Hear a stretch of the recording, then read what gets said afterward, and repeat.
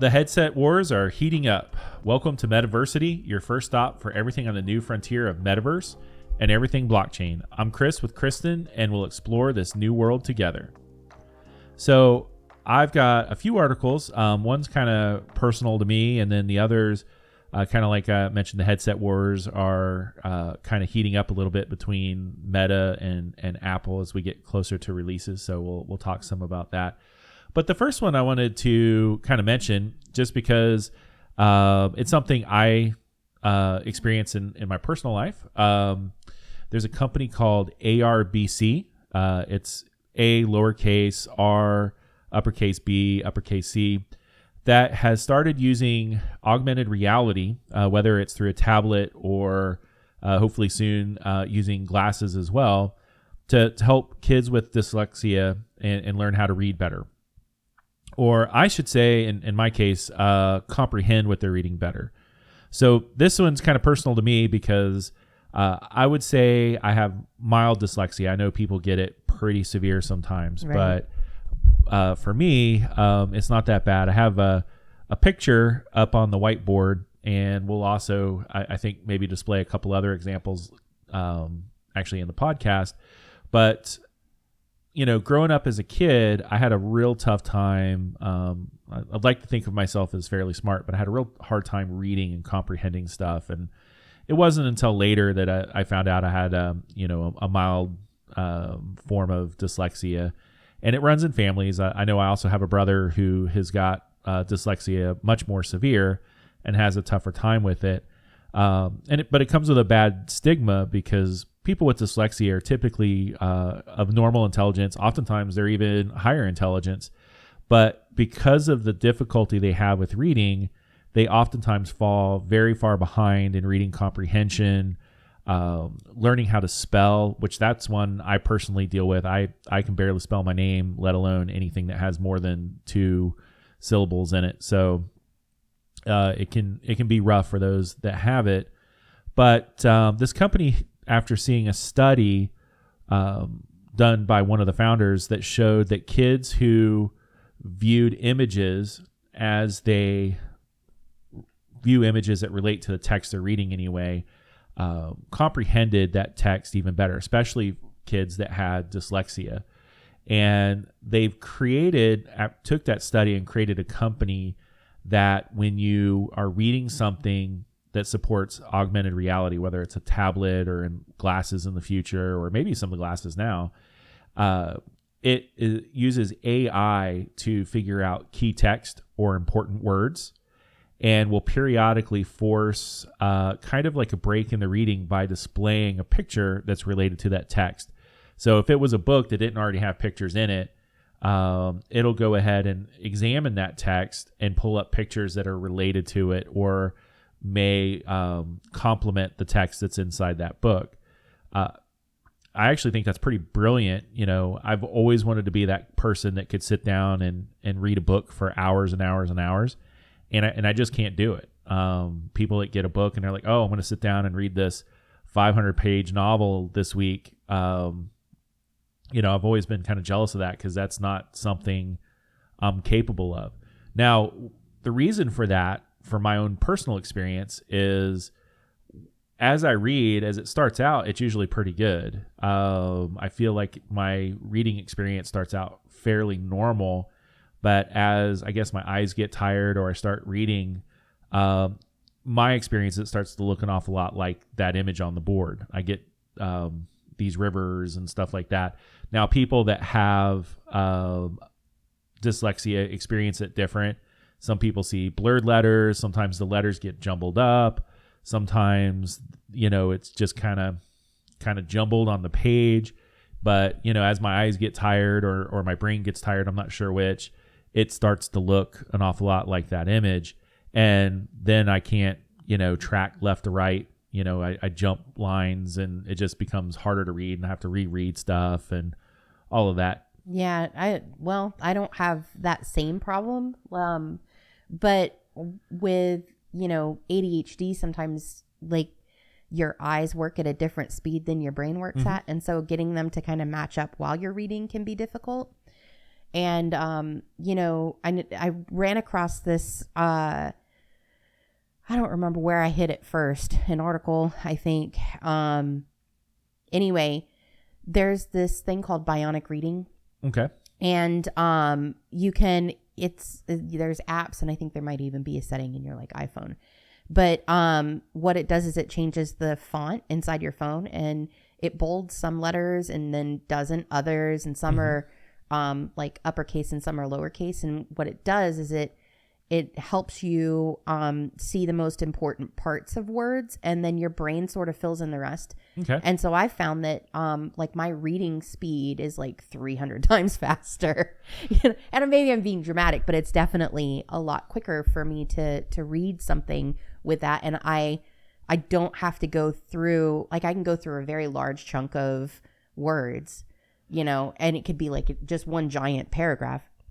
Yeah. And when I get to the bottom, I've read it all the way through. I've read it fast and I comprehended it better than if you're reading like standard. Like sometimes, you'll have to like go back and be like, oh, wait, what did I just read? So you go back up and you read it again 2 or 3 times, even sometimes. Almost like shorthand. Yeah, sort of like that. Only, and I've seen those. I'm trying to remember what you would probably call them, but those things where words are purposely misspelled. Well, they'll swap out a letter and our brain just kind of glosses over it because we see, the first few letters of that word, and your brain just automatically assumes it knows what that word is and skips over it.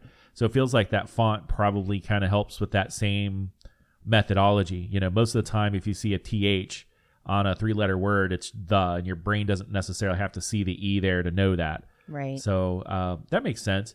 And I actually saw something similar for dyslexia too. Looks like the font may be a little bit different for them. I'm not sure why it works, but the bottom of the letters kind of look fat. So if you had like a C, it may be thinner at the top and then it's kind of fatter at the bottom. Right.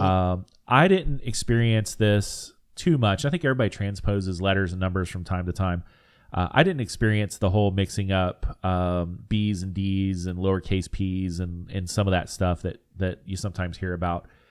That doesn't seem to be an issue I've run into with my dyslexia anyway. But again, mine's pretty mild.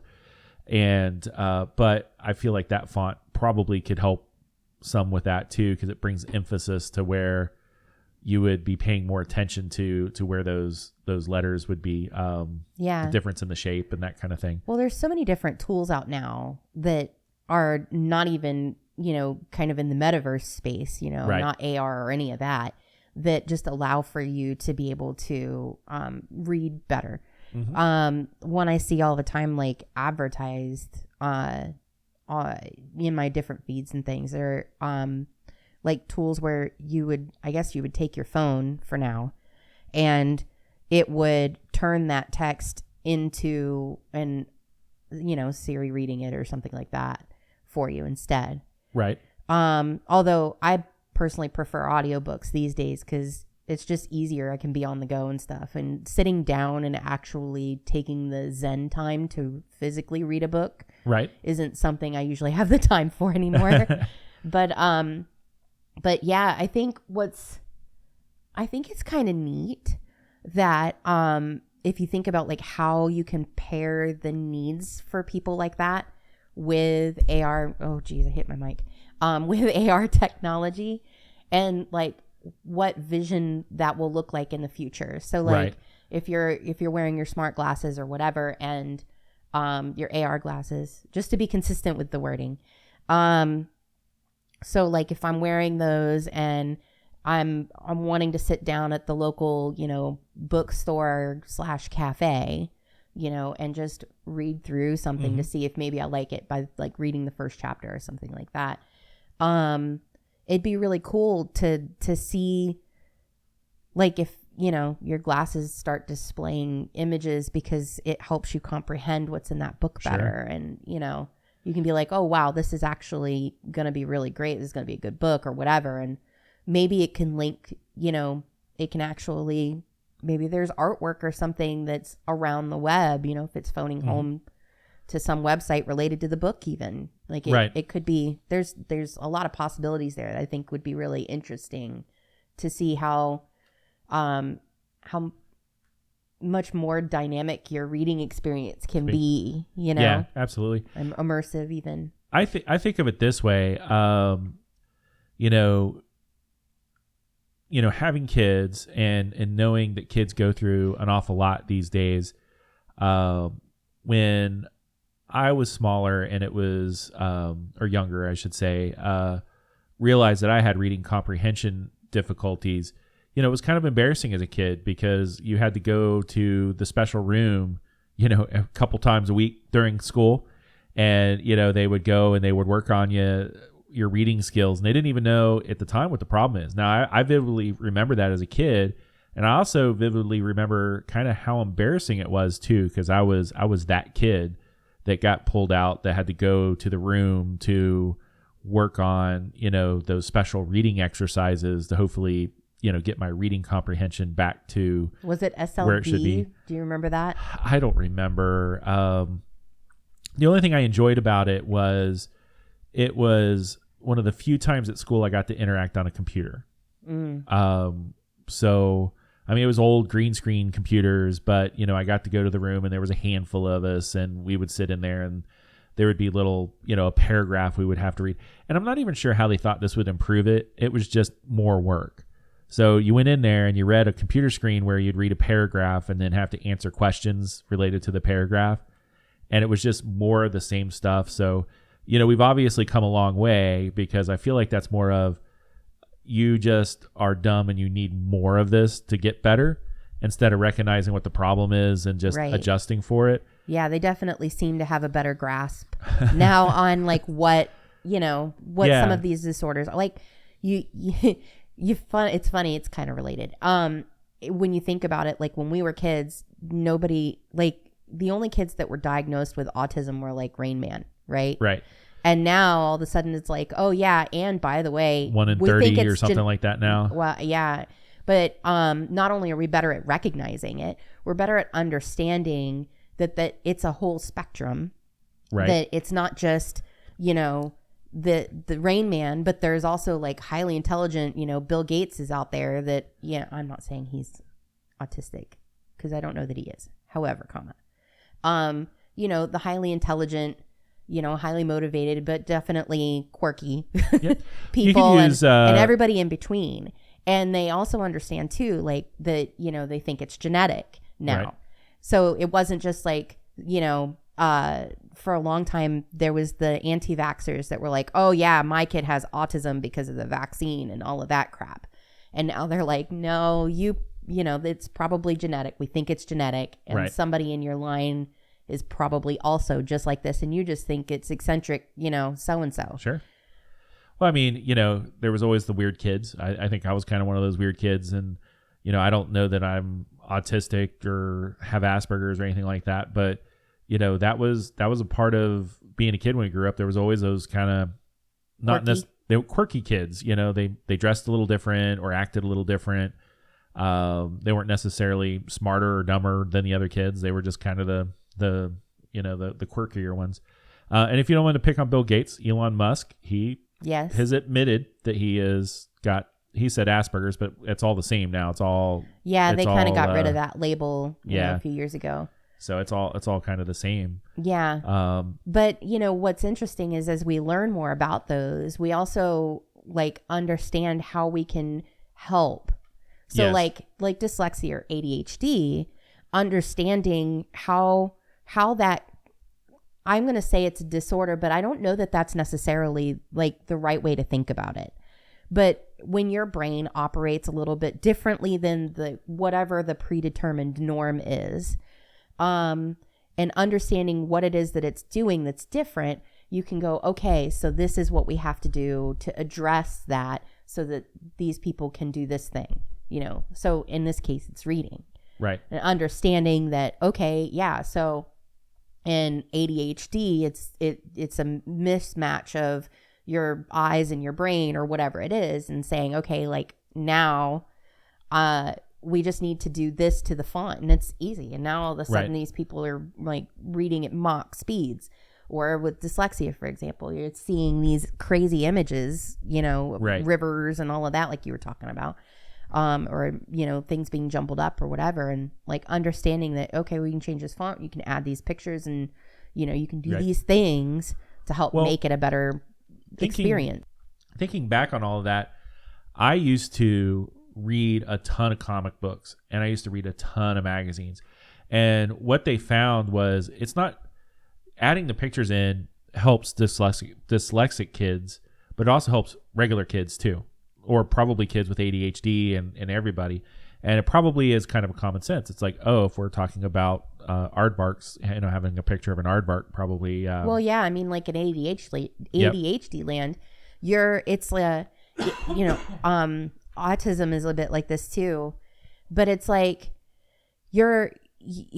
it's almost like sensory overload, right? So like you are you good? Your kind of avatar is like jumping around and stuff. It's a little hard. I needed a sip of water. It's a little hard to take a quick sip of water when you're wearing a headset. So sorry about that. I'll focus back in. So like it's interesting when you think about, okay, so if I'm taking in all of this different sensory data, whether it's ADHD or autism or whatever it is, right? And you're like taking in all this data, you see words on the page and pictures and you hear all the stuff going on around you and you're a little bit overloaded. Right. And so that can affect your ability to read and comprehend as well, obviously, because there's just so much going on and you're taking it all in and having to process that, and it can slow things down and it can cause you to have to go back and reread whatever. So, I think this idea of like the pictures and, maybe when you have it in your glasses or whatever, like not only will the pictures maybe come up, but maybe there will be little helpers like, because presumably there will be some eye tracking. Sure. And it can see where it is that you're looking and maybe it can help and it can give you like a line underneath or a highlight or something like that. That's actually part to help you focus. That's actually part of the technology that I hadn't gotten to yet. Oh, okay. Is part of the AI actually watches your eyes and it uses eye tracking to see areas where you might be struggling. And so when it notices that, it may kind of preemptively, there may be pictures involved already that just kind of pop up. Right. But when it sees that you're obviously struggling, you're rereading a section over and over again, it's going to go ahead and pop that picture. And I think why it works for dyslexic people is, for me, it's like my eyes get tired. So like I'll read a page or two and then it's like something happens and it suddenly gets more and more difficult to read. That, kind of rivers effect through the page gets worse and worse. Mm-hmm. And then popping that picture for a second and kind of giving you something else to focus on sort of hits the reset button a little bit. Right. So it's not even like, oh, I have to have a picture to comprehend. It forces a pause where, if I just had a novel, I would get to the point where it got difficult to read. I'd close the book and I'd be done. Maybe it's not like this for everybody, but our brains are pretty complicated things, right? They can do a whole lot all at once. Mm-hmm. And I think if you're neurotypical, it's different for you. But for me, forcing your brain to just only focus on this one little thing, it's very frustrating. It's like forcing somebody who's used to walking at normal speed to just crawl everywhere. And it makes you frustrated. It makes you like hate that thing because like, oh, I have to crawl everywhere. F that, I'm out. Right. I'd rather do something else where I can go at the speed I want to go. I can think at the rate I want to think, and my brain can do all of these different things. And while it may be overwhelming or overstimulating at times, you're just used to it because that's how your brain works. Right. And being told that, you're not good enough because your brain can actually do a shit ton more than, the neurotypical person is kind of frustrating, So I think it's really great to see the acknowledgement of how brains operate and, how they can be different and how you can actually, help propel learning forward. for our youth, because in the end, we've got to do this stuff. We've got to help make everybody more comfortable, more on a level playing field when it comes to learning. I agree. And, the thing is, it made me feel dumb because I was pulled out for that. Right. And I feel like that's a slippery slope, because once as a kid, you feel like, well, you're the dumb kid. Yeah. You've been singled out now. Then you're the dumb kid. Doesn't matter how smart you are. And to put all the kids on a more level playing field when it comes to learning and figuring that stuff out is got to be a huge confidence booster, instead of being the kid, the weirdo that gets pulled out once a week or a couple times a week to go get into the special comprehension classes. It's not just helping people identified, as what we've always encountered, like they were SLD kids when I was in school. Right.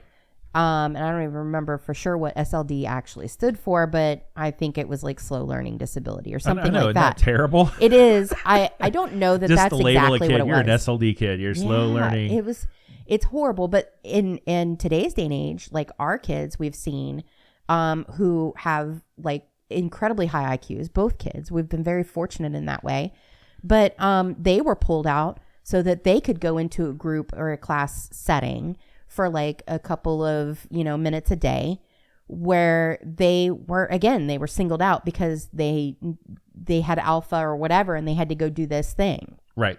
And they learn differently. And so they would teach those kids, they were like, yeah, your IQ's over 136. Cause they do all the testing and all of the, psychological evaluations and stuff. And then they determine that they need to go in alpha. And so they put them in alpha, and then, for a period a day, they go to the alpha classroom with all the other alpha kids, and they do, hops or whatever. So they're like a little competition periodically. Yeah. They do like the little competitions, and they do more hands-on learning. And what's unfortunate about that is, first, again, the kids are being pulled out again, just like they were for SLD, but now it's just because they're smart. And maybe that's less of a stigma, but they're still being pulled out. But the unfortunate part about it is, at least I think, is that same hands-on learning has got to be good for kids that haven't IQ tested over 136. So okay, fine, they're not geniuses, but there's still, plenty of smart kids. Yeah, that would totally benefit. All of the kids would benefit from this hands-on learning thing. Well, and IQ tests are flawed in the sense that it tests one form of intelligence. Yes. And not, it's kind of the problem solving, but there's lots of kids that are, maybe not, genius level IQ, that are still super book smart and have tons of common sense. And that goes a long way too. But I guess to kind of maybe bring it all back to the metaverse is we're developing these awesome applications that are helping these kids be able to have a more normal class experience that they may not have had, and also doesn't necessarily single them out as being, we try to teach that being different is cool, but when being different is you have a hard time reading, or you have to go to the special room for the SLD kids or whatever, that's not quite the same thing. And, allowing them to have the same playing field that, all the other kids have is absolutely amazing. And if they can do it on an iPad or tablet of some sort, and then later it's glasses, then it's even less obvious, Well, the thing we're is, going to read a book, put the glasses on. Yeah, and every kid in the classroom could be experiencing learning in that exact same way. Only that learning experience that, the SLD, the once SLD kid needs is different than the next person, but like both can benefit from that. Both can benefit, yeah. And so like I think it innately just levels that playing field, and it says, okay, now we can produce, more crafted, more active, learning experiences for all of these children. And now they all benefit, and they all are smarter and more capable as they, join the society as adults, Yep. I totally agree. It'll be exciting to see how that, in the next couple of years, as you see, because I know we're about to talk about them, but as we see Cambria and Apple's, AR device or mixed reality devices hit the market. It's important to talk about because we always lean on how it's going to improve education, and we always think about kind of like the remote education standpoint. I've got a teacher in the U.S. who's teaching English to kids in Africa or whatever the case is, and they're all wearing VR headsets. But this is an example of where there's a different technology that's going to benefit education too. And it's just going to get better as, Meta and Apple come out with their devices and other companies too. We're just going to talk a little bit about Meta and Apple today. Right. Yeah, I think you're right. I think your innate go-to for these devices in a learning capacity is, oh, okay, now I can see a force ghost of my teacher over there. And they're, standing here talking to me in my headset or whatever. Right. I want to learn Japanese. So, I'm going to have my Japanese language instructor force ghost into the room from Japan or something. But like what the real power is of this kind of future and where we're headed is, everybody has these headsets, just like all these kids today have phones way earlier than we had phones. Right. And, every year it gets a little bit more imperative that they have it younger and younger, because they do all of this, learning stuff with them. They have to have a device. I mean, now schools are handing out laptops so that kids can actually do that stuff. Well, imagine if instead of handing out laptops, every kid got smart glasses. Right. And as soon as they entered, kindergarten, all of a sudden now they've got smart glasses and they're experiencing this whole new world of, mixed reality learning. And all of the different ways that and a teacher can be like, hey, I think you would really benefit from toggling this setting on. And now all of a sudden you're getting all these visual prompts of, that help you be able to read. Right. Or whatever it is. So exciting stuff. So let's talk about what's going on over at Meta. So they have, that's really abrupt change, but a little bit, but it all ties. I know it all ties together. Yeah. So the first part with Meta is they are starting next month going to offer a Meta account that's separate from their Facebook sign-in. So typically everything that Meta has, Instagram, Facebook, it's really tied to your Facebook account. But Meta is actually trying to separate their, I guess their hardware devices, like your Oculus and, the VR devices and all that stuff, from Facebook. And part of that, I think, is coming from some privacy concerns. So you'll be able to create a separate Meta account for your Oculus instead of using your Facebook account. There's been concerns about privacy where, okay, I'm in this world where I want to be anonymous and this completely different person and do all these things, but yet I'm linked to Facebook, which has, had a lot of controversy about selling your personal data and giving out information about what you look at and who you do, or not who you do, but everybody knows what I mean. And all of that stuff. Well, I think part of it too, though, is it's partially that. But I think the other thing too to keep in mind is, let's say you're trying to have a professional account, right? That is, just for work. Let's say I'm, trying to just use the Oculus so that I can remote work with people from all around the world, and I have to tie that to my Facebook page, and I think a lot of people really don't like that kind of tie-in. I had to have my work and my personal bleed together just then in order to allow that to happen. And that people want that separation. Oh, sure. I think they need that separation and be like, okay, look, this stuff is my professional me and this is my personal me. And I don't really need them to be the same. I don't need them to be linked like this. So I like the idea of being able to, now have an account that's just for the work stuff that I have to do. Well, and I think you kind of gave it away without saying it. With the Meta accounts, it's going to be very different too. You can have multiple accounts.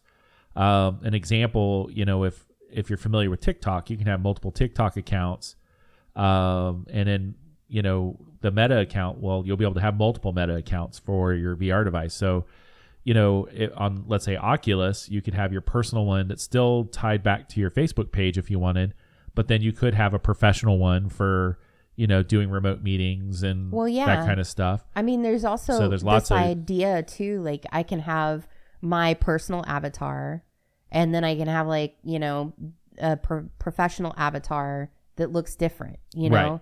So it's more appropriate for having, conference room meetings or whatever, as opposed to when I go play in rec room and play in paintball. Like I want that to look at, which it does already, but at some point.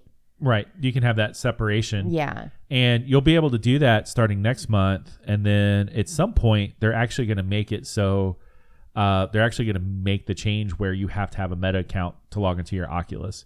So, everybody will have to create a Meta account at some point. And then you can have more than one. Facebook accounts aren't going away. Facebook and Instagram and all that stuff will still use your Facebook account. But, technically Facebook on that side of things, they don't want you to have more than one Facebook account. And that's actually created some restrictions when it comes to creativity and that kind of stuff too, that, people at Meta have had difficulty working around. So this kind of solves two problems for them. I think, forward. In the beginning when they made this stuff, it's like, it made sense. Well, yeah, you didn't know what you didn't know, right? Like you're making this app and you want everybody to be social and like, so it makes sense, like one account. But then when you start to see how people actually use it and kind of where we're headed, it makes sense, I think, to make changes like this. Right. Make that kind of separation. Yeah. And so that'll be fun to see how they roll that out. I think it's an excellent move because the other part of it too is there's this whole generation of people that don't even use Facebook anymore. Well, yeah. And so they're going out and creating a Facebook page that they don't even use so they can log into their Oculus. Right. Which is kind of funny. And then, continuing to talk about Oculus, or not Oculus, but Meta, the developer for Apple noticed that on a submission for an iOS app, found reference to what was labeled the Meta Quest Pro. So it may have been revealed what Meta is going to release as far as the name of their new so it won't be headset. Cambria. So I think Cambria was their that was their code name or whatever. Yeah, Project Cambria. But it looks like it may be Meta Quest Pro. Now, nothing's ever set in stone until it's released, but this is what they found in the code. Interesting. I think it was actually labeled as Pair MetaQuest Pro Right Controller. So that feels pretty exact. It was one of the options that was listed. Pair the right control, like that's a command. Right. Okay. It was found in the iOS app that was submitted. Like that's not the name of the thing. The name is what you said. No. Yeah. The full name, the name itself is just MetaQuest Pro. Right. The rest of the line of code that was read was saying to pair the pair the device. That was how it was labeled. So yeah. And it's thought that they're going to release theirs fairly soon, like maybe as early as October. So they may be first one in with their headset, but we'll have we won't know that until it really happens, but it's that's the first time here in the States. So like that's kind of that's kind of a big deal. It's all speculation. You've got these people in the rumor mill. But is the speculation based on something somebody said, or is it just we're just thinking because we're starting to see the code? Some of it's the code, some of it's leaks out of Meta, from some of the sources that are really good about predicting some of these things. But they're oftentimes very wrong too. So I've got a couple links that I can link you to. One of them was because it was found in iOS. It was in Mac 9 to 5 was one location that I saw some of the rumors, and they're usually pretty good about predicting stuff. But there's other sites too where they can make these predictions. But it's interesting because they're kind of be neck and neck as far as where their headsets. And there's a lot of similarities. Both are touting, or it's thought to be anyway, that they're going to have improved eye tracking technology, high res cameras, color cameras, so that you can do, pass through. Well, I mean, I see that you found I assume concept art for Yes. Apple VR over here. So I don't know. I'm hoping that it's not another one of these like closed headsets, even if it's got camera pass through. I'm hoping the Apple one isn't. That concept up there is what I see a lot, but I haven't found anything that gives me any belief that concept has any validity to it. Yeah. Well, I mean, the only people presumably that have actually put their hands on it or seen it, I'm sure are not going to spill the beans. No, no. So, Apple's pretty protective. I have more confidence in the Quest Pro concept up there than I do the Apple one. Right. I've seen that concept for a while now, of different iterations of it, but it's all been pretty consistent as far as what people think that one's going to look like. Right. But again, it's also still speculation, and we won't know 100% until they release their headsets. So we'll have to guess. Well, I guess until then, we're just kind of waiting patiently, showing up, or soaking up every possible lead or rumor or any of that stuff, and just getting excited. But in the end, until they give us some actual like information, we're just kind of stuck. But we're getting close to that because it's already, we're already into July, and we should probably start hearing something more substantial information. Yeah, like come September. I mean, we might start to hear stuff in August, but I bet it's September when we hear, at least from Apple. I think the stuff that's more likely to be true, and I want to emphasize more likely to be true, is Oculus. I keep saying Oculus, and it's really Meta. Meta will probably release their headset in October, is the speculation, and that one seems to be holding pretty good. And then there's a possibility Apple may announce theirs in September, but it probably won't be released till January. And some places are actually saying they won't announce until January, but I think they will definitely want to try to take advantage of holiday sales coming up.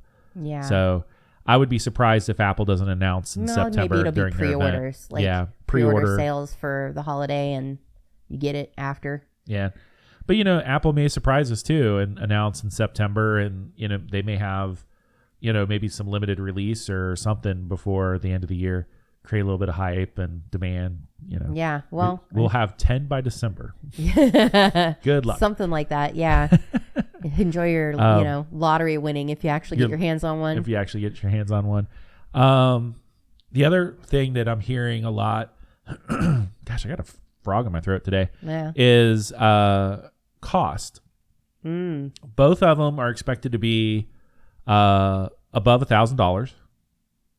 Although the Meta headset for the Quest Pro is expected to be pretty close to that $1,000, just a little bit above. A lot of people have said Meta is probably more willing to take sell it at cost or even take a loss on it, just to get people using the headset and get it out in the world, and then try to make the money back later on apps and app sales. Where Apple's not as willing to do that kind of thing, and right now the speculation on price is around $3,000. Ooh. So that's pretty pricey. Yeah. It's a significant difference too between the two expected price points. Both are considered at an enthusiast price point, but I think Apple at $3,000, I'm thinking they're going to come in cheaper. And the only reason I say that is at $3,000, that really puts you in a different class of enthusiast. Yeah. Well, I mean, Apple's usually been pretty good about figuring out how to get the price just right so that they can actually get people in. And, they want a lot of users. They understand the value of that. Right. Obviously at this point. So hopefully they get that figured out, and we're way closer to comparable iPhone price point maybe. Right. Both are considered to be, like, when I see people reading, both people think that they will probably be a little heftier than what I think people would want the headsets to be because they're packing all that technology. And that also kind of puts it a little bit more in that enthusiast category too. But, I think we'll have to see. Apple's not really known to create a true enthusiast device. They usually put out something they think they're going to sell a decent amount of. Right. They want the masses. Right. Yeah. It's that adoption, which is why, when we've been doing our research for stuff too, that's why we're so focused on Apple, is because that's kind of that's historically been their bar. That's been, the direction they head when they're coming up with their product releases. They're like, okay, this isn't just useful for so-and-so. This isn't just an enthusiast thing. Right. Like everybody's going to want this. Everybody's going to use this. It's going to be amazing, whatever. Right. And so they release it and it's eye-catching and it, looks cool, and they turn it into all these like amazing marketing videos, and they make it really kitschy. Well, their devices are a big part of their marketing as much as the traditional marketing stuff. Yeah. They want their stuff to look cool. So to hear that it may be, kind of bulky because it packs in all this technology almost doesn't make sense with Apple. Yeah. And I like look at this like art that you've got up. I just keep hitting my mic. That you've got up on our whiteboard here. And I keep looking at it and I'm like, yeah, I mean, you can try to make that look cool, but like, that's not cool. Right. Like, it looks nice alone, and then when you put it on somebody, it looks ridiculous. Right. And so like, it's just not one of those things. Plus, not for nothing, but I mean, they're not doing VR. They're not headed that way. So like, they're talking about AR and mixed reality, MR or XR or whatever. Like, they're not doing that. I hope anyway. Like, they're not headed that way, and they don't. I don't know. I'm looking at that, and I'm just my brain's a little overwhelmed with my issues with it, I guess. Yeah, I think until they actually put out some sort of marketing or an actual official picture or something like that, it'll all be speculation. I would, not that it makes one headset better than the other. I would suspect that Meta is probably more likely to try to be first in, have a cheaper headset, and those things I believe. And I also believe that theirs may not be fully polished, but with the whole, hey, play with it, here's some beta apps, tell us what we could improve, and they'll make it better. Isn't that kind of Samsung's approach to stuff, like similar? Yeah, I think a little they try like to be that. First in with a lot of things. And I think Google's that way too. Like, they're like, if you have an Android phone, they're oftentimes a lot more open.